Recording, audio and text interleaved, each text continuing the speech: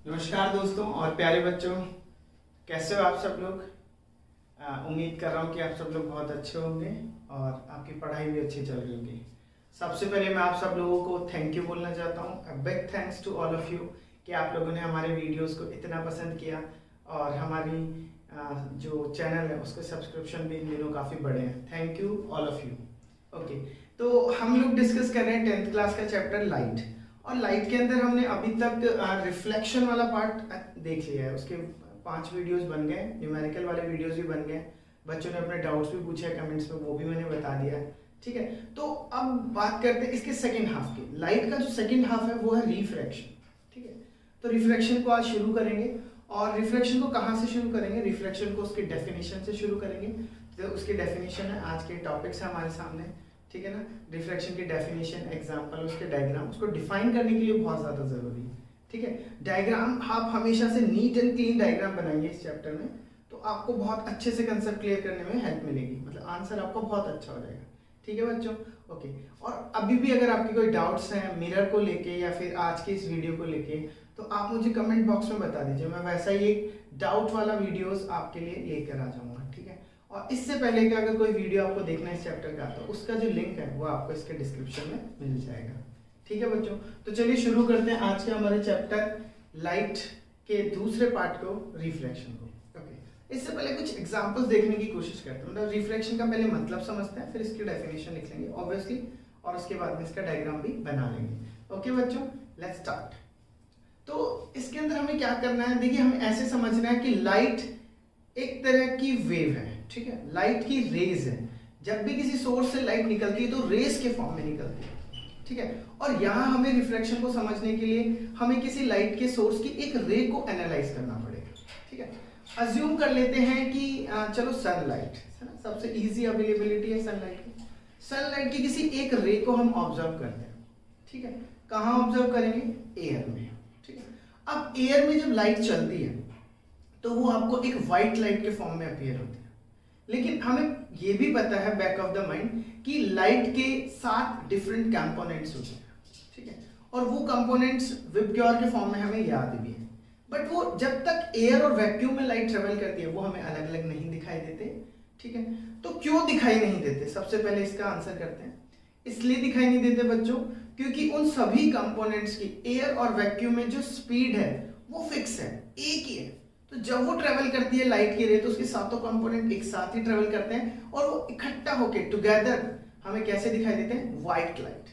ठीक है, होते तो साथ हैं, पर जब वो एक साथ सातों हमें एक ही वेलोसिटी से प्रोपोगेट करते हुए वैक्यूम में दिखते हैं या एयर में दिखते हैं, तो हम बात करते हैं कि वो हमें व्हाइट दिखाई देते हैं। ठीक है, एक और बात, हम इस चैप्टर में अब इस पार्ट में बात करेंगे मीडियम की। ठीक है, हालांकि लाइट को ट्रेवल करने के लिए किसी मीडियम की जरूरत नहीं होती, पर ऐसा नहीं है कि लाइट किसी मीडियम में ट्रेवल नहीं कर सकती। लाइट किसी भी ट्रांसपेरेंट मीडियम में ट्रेवल कर सकती है। अब आप मुझे बताइए कोई भी 2 ट्रांसपेरेंट मीडियम जो आपने देखे हों,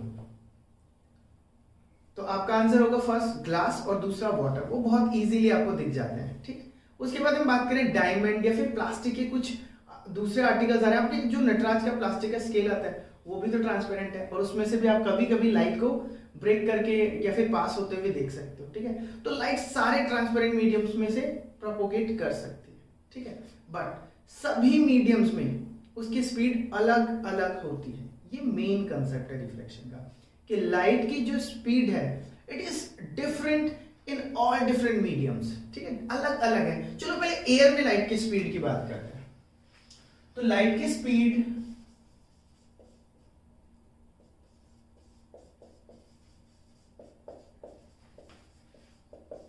इसको हम एक सिंबल से डिनोट करते हैं, वो है कैपिटल सी। आप याद रखिए, जब भी ऑप्टिक्स के रिलेटिवली कोई भी बात की जाएगी तो उसमें जो सी है, कैपिटल सी, वो हम हमेशा लाइट के स्पीड को ही डिनोट करेगा। और इसकी वैल्यू भी है। ठीक है, और वो है 3 × 10⁸ मीटर पर सेकेंड। ठीक है बच्चों, अब मेरी बात समझिए। एयर और वैक्यूम को मैं ऑप्टिक्स में इस चैप्टर में एक ही मानूंगा, उनको अलग नहीं मानूंगा। एयर को लगभग वैक्यूम के बराबर ही माना गया है। ठीक है, तो कभी भी अगर मैं बात करूंगा वैक्यूम की, तो वो एयर के लिए भी एज इट इज ट्रू हो जाएगी। ठीक है बच्चों, तो ये है speed of light in air. But अगर मैं बात करूं वाटर की या ग्लास की या फिर किसी और भी ट्रांसपेरेंट मीडियम की, जैसे कि डायमंड, ठीक है ना, डायमंड कितना चमकता है, वो लाइट के अंदर, लाइट उसके अंदर जो टोटल इंटरनल रिफ्लेक्शन करती है उसी के कारण वो इतना स्पार्कलिंग है और इतना महंगा भी है, ठीक है। तो सारा खेल लाइट का ही है, ठीक है। तो अब लाइट का जो स्पीड है वो हर मीडियम में अलग अलग है, ठीक है।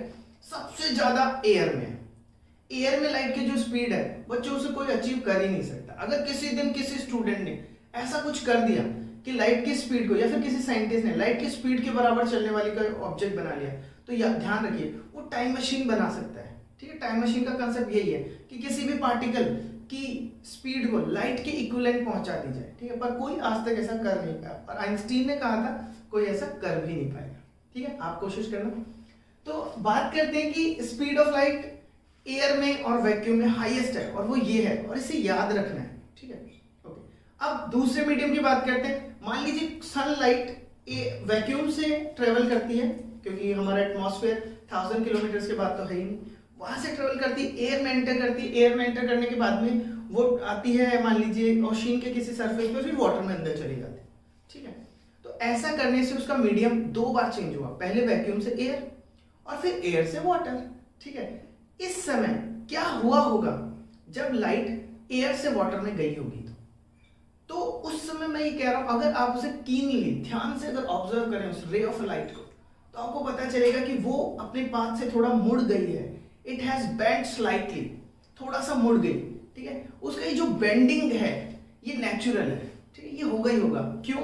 क्योंकि एयर में लाइट की स्पीड अलग थी और वाटर में अलग है। तो ये जो स्पीड में चेंज हुआ, जैसे ही लाइट एयर से वाटर में गई तो स्पीड में कुछ चेंज हुआ, तो ये जो स्पीड में चेंजेस आए, it is the main cause of bending of light when it enters from air to water, ठीक है। आप ऐसे समझ लीजिए कि यहां पे है एयर और यहां है वाटर, ठीक है, और ये है उनकी बाउंड्री।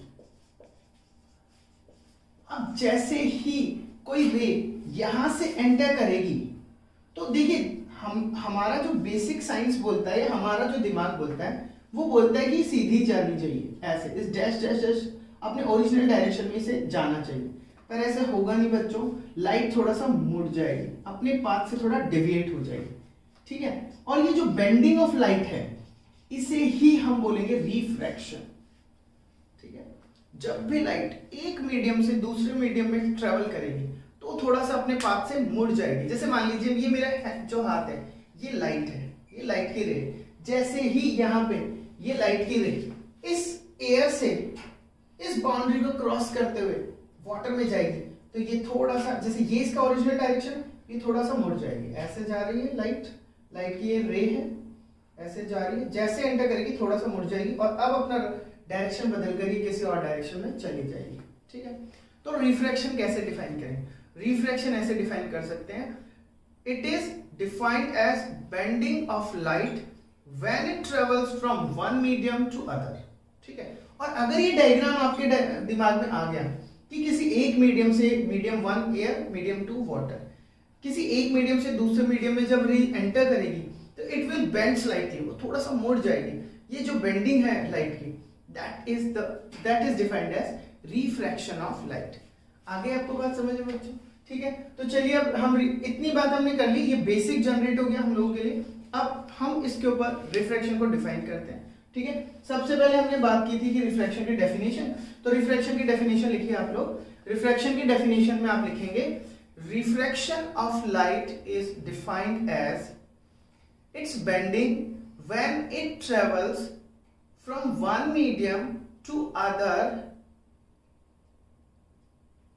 ठीक है, when it travels from one medium to other, okay. और कॉज क्या है, कारण क्या है, क्यों लाइट बेंड होती है?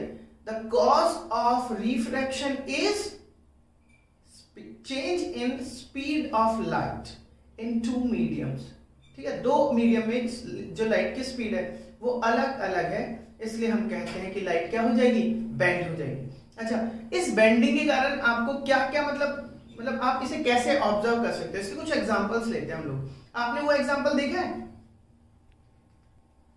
तो रिफ्लेक्शन को आप कहाँ ऑब्जर्व कर सकते हो? तो रिफ्लेक्शन को ऑब्जर्व करने के लिए एक तो हमारे पास एग्जांपल है कि एक वाटर ग्लास है हमारे पास और उसमें अगर हमने एक पेंसिल को डिप किया हुआ है तो पेंसिल हमें मुड़ी हुई सी लगती है। देखिए पेंसिल तो हार्ड है, वो तो मुड़ेगी नहीं, वो तो हमें पता है, लेकिन दिखाई ऐसे देती है, ऑब्जर्व ऐसे होती है जैसे वो जितना हिस्सा पानी में है और जितना हिस्सा एयर में, उस पॉइंट पे वो मुड़ी हुई सी लगती है हमें, ऐसे ब्रेक लगती है, थोड़ा घूमे हुई टूटी हुई सी लगती है।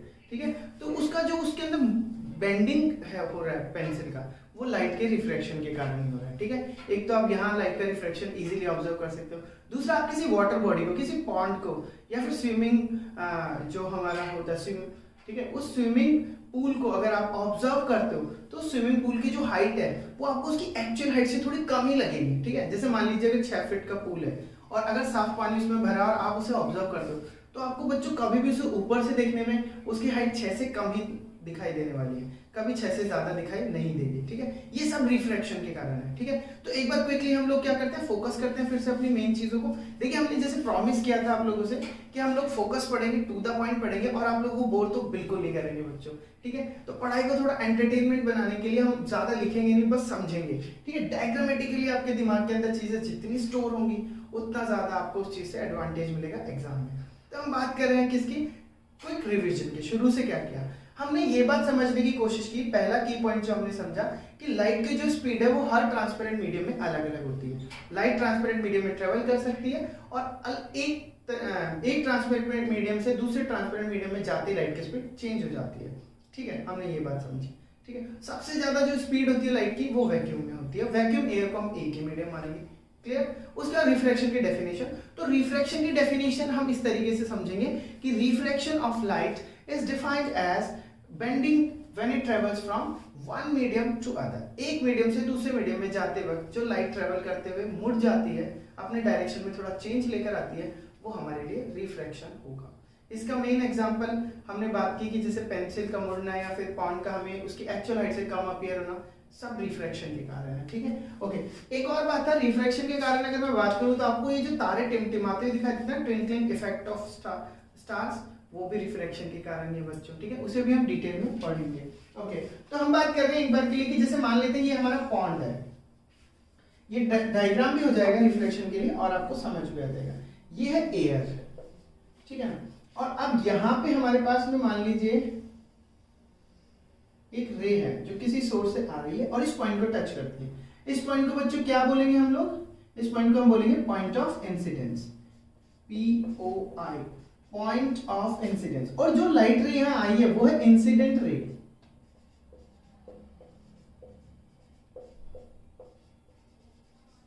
ठीक है बच्चों, इस पॉइंट ऑफ इंसिडेंस से अगर मैं यहाँ पे 90 डिग्री का एक रे खींचता हूं तो ये मेरे लिए हो जाएगी नॉर्मल रे। ठीक है, ओके, नॉर्मल रे से ये जो इंसिडेंट रे एंगल बनाएगी इसे बोलेंगे एंगल ऑफ इंसिडेंस। आगे बच्चों बात सुनो। अब ये एयर है और मैं मान लेता हूं कि ये वाटर है, medium 1 air, medium 2 water.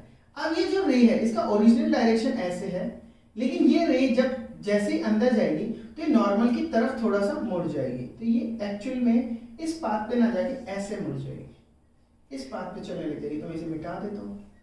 Okay, यहां पे नॉर्मल से रिफ्रैक्टेड, इस रे का नाम है रिफ्रैक्टेड रे, रिफ्रैक्टेड रे। ये जो रिफ्रैक्टेड रे ने इस नॉर्मल के साथ एंगल बनाया है इसे बोलेंगे angle of refraction, angle of refraction. तो I is angle of incidence,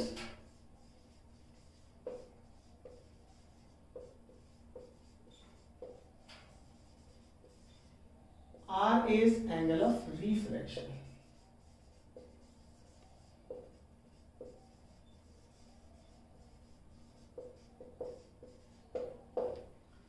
ठीक है बच्चों, अब मान लेते हैं कि स्विमिंग पूल है तो यहां पे कहीं पे इसकी क्या होगी, यहाँ पे कोई हम कॉइन मान लेते हैं, यहाँ पे कोई कॉइन होगा और वहां से रे, तो ये रे फिर यहां से आएगी। मान लेते हैं यहाँ पे कोई ऑब्जेक्ट है, कोई भी छोटा सा स्टोन है ना, तो ये स्टोन आपको फिर ऐसे यहां दिख जाएगा। ठीक है, ओके, तो यहां से मैंने एक डायग्राम बनाया जिसमें मैंने परफेक्टली रे को रिफ्लेक्ट होते हुए दिखाया। ठीक है, तो अभी तक हम लोगों ने क्या पढ़ा एक बार उस पर नजर मान लेते हैं। तो हमारा नेक्स्ट टॉपिक है लॉ ऑफ रिफ्रैक्शन। ठीक है, रिफ्रैक्शन होते हैं मैंने इस डायग्राम में बता दी। ये डायग्राम आपको हमेशा रिफ्रैक्शन की डेफिनेशन में भी बनाना है और जब लॉ ऑफ रिफ्रैक्शन आप लिख रहे हो तब भी बनाना है। ठीक है, ओके। इस डायग्राम में आपके रिफ्रैक्शन के दोनों लॉज ऑलरेडी अवेलेबल है। ठीक है, उन्हें देखते हैं। बस दो ही लॉ है हमारे पास, रिफ्रैक्शन के भी, रिफ्लेक्शन के भी दो ही लॉ थे और यहाँ पे रिफ्रैक्शन के भी दो ही लॉ है। ठीक है, आइए बच्चों देखते हैं इस डायग्राम को। देखते हैं इस डायग्राम के अंदर हमें क्या क्या चीजें दिखाई दे रही है, पहले उन्हें देखते हैं। देखिए यहाँ पे आपको दिखाई दे रही है इंसिडेंट रे, ये पॉइंट ऑफ इंसिडेंस दिख रहा होगा, और फिर ये रिफ्रैक्टेड रे दिख रही है। ठीक है, और ये नॉर्मल रे दिख रही है। ये जिन पे मैं टिक कर रहा हूँ, ये तीन चीजें बहुत इंपॉर्टेंट है फर्स्ट लॉ के लिए। देखो फर्स्ट लॉ बिल्कुल रिफ्लेक्शन जैसा ही है बच्चों, है ना। फर्स्ट लॉ बोलता है कि इंसिडेंट रे, नॉर्मल रे और रिफ्रैक्टेड रे, ये तीनों हमेशा एक प्लेन में होंगे। ठीक है, they will lie in always one plane. ठीक है, तो ये लिख लेते हैं, इंसिडेंट रे,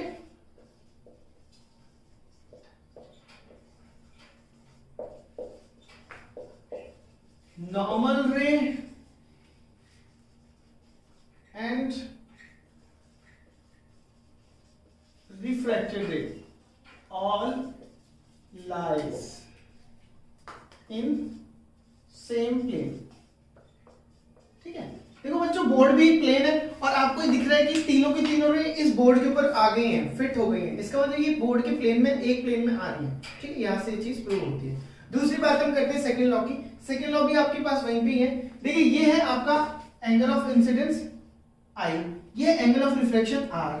अब मैं अगर इनका साइन ले लूं, अगर आपने थोड़ी बहुत बेसिक ट्रिग्नोमेट्रिक पढ़ी हो या फिर आप 10th में आप पढ़ लोगे, तो ये जो इनका साइन होगा उस साइन का रेशियो हमेशा कांस्टेंट होगा किसी भी एक पेयर ऑफ मीडियम के लिए। ठीक है, एक पेयर ऑफ मीडियम का मतलब क्या है, जैसे आप एयर वाटर, इसे एक पेयर मान लो, जैसे एयर डायमंड एक पेयर हो गया, जैसे वाटर ग्लास एक पेयर हो गया, कोई भी एक पेयर में दो मीडियम होंगे, तो ये जो साइन I और साइन R का जो रेशियो होगा, it will always remain constant for a pair of medium. ठीक है, तो यही मैं लिखने जा रहा हूं। ठीक है ना, जैसे यहां पे मैं sine I angle of incidence और यहां पे क्या ले लूंगा, साइन R। तो सेकंड लॉ बोलता है मेरा, लॉ ऑफ रिफ्लेक्शन में सेकंड लॉ बोलता है कि the ratio of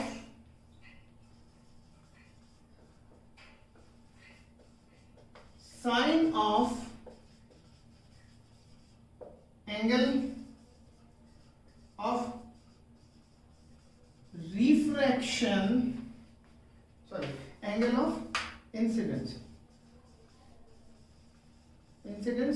to the sine of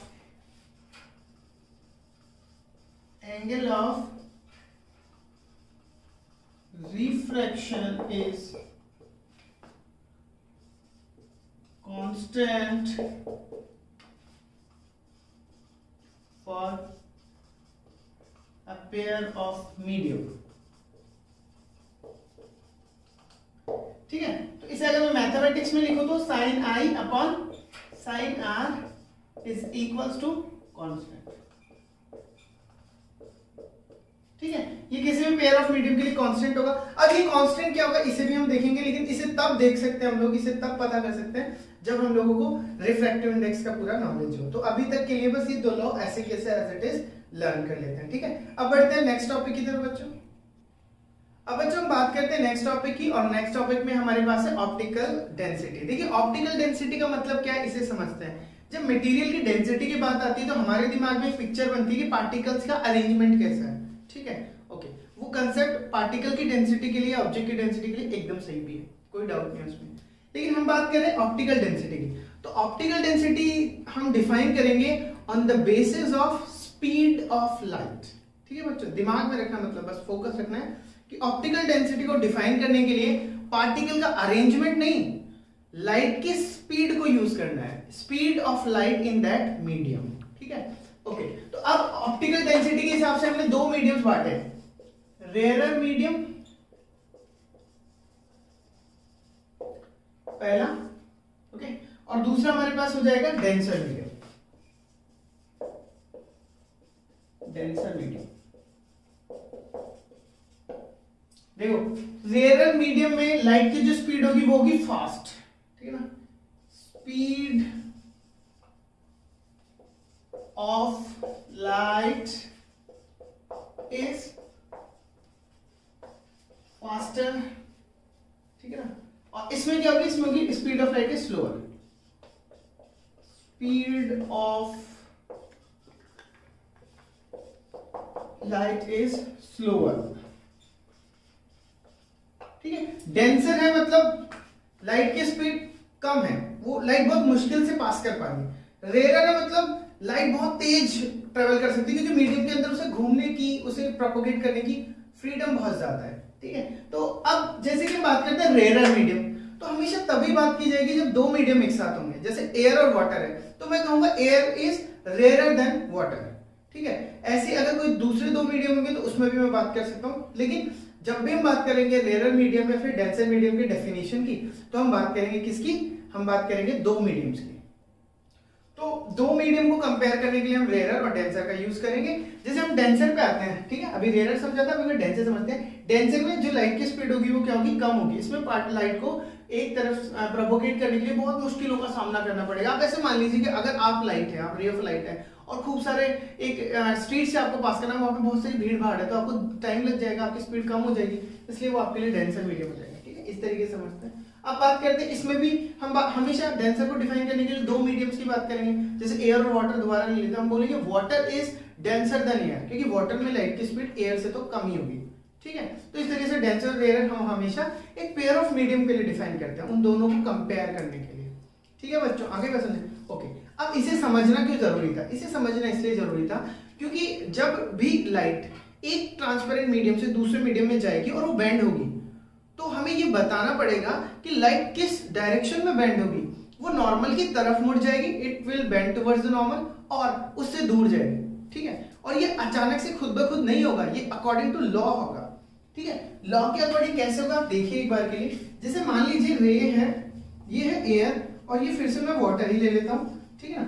एक रे को मैं यहां लेकर आता हूं, वो सबटेंड होती है, और यहां मेरी नॉर्मल रे। अब ये रे, इसके पास तो ऑप्शन है ना भाई, वो इधर भी मुड़ सकती है, इधर भी, लेकिन वो इस तरफ नहीं जाएगी, वो हमेशा यहीं जाएगी। इसके पीछे का पूरा लॉजिक है, डिफाइंड है, लेकिन वो हमारे स्कोप में नहीं है। वो मतलब 12th क्लास में भी ऑप्टिक्स है, और वहां इसका पूरा एक्सटेंडेड वर्जन है, वहां आपको समझ आ जाएगा कि क्यों हमेशा आई से आर को छोटा होना होगा जब भी वो रेयर से डेंसर में जाएगी, ठीक है। वहीं अगर मैं बात करूं कि कोई रे अगर वाटर से एयर में आ रही होती, ठीक है, वाटर से एयर में ऐसे आ रही होती, और फिर मैं बात करता कि नॉर्मल से उसे किधर मुड़ना चाहिए, तो फिर वो जाती अवे। ओरिजिनल ये उसका डायरेक्शन है, और वो इसमें जाएगी नहीं, वो थोड़ा सा मुड़ जाएगी और अवे हो जाएगी, नॉर्मल से दूर चली जाएगी। तो जब भी रेयर से डेंसर, ये है रेयर और ये है डेंसर, जब भी रेयर से डेंसर जाएगी तो वो जाएगी अवे, सॉरी टुवर्ड्स नॉर्मल, ठीक है। वहीं अगर कभी भी कोई रे रेयर से डेंसर में जा रही है, सॉरी डेंसर से रेयर में जा रही है, तो वो मुड़ेगी टुवर्ड्स नॉर्मल,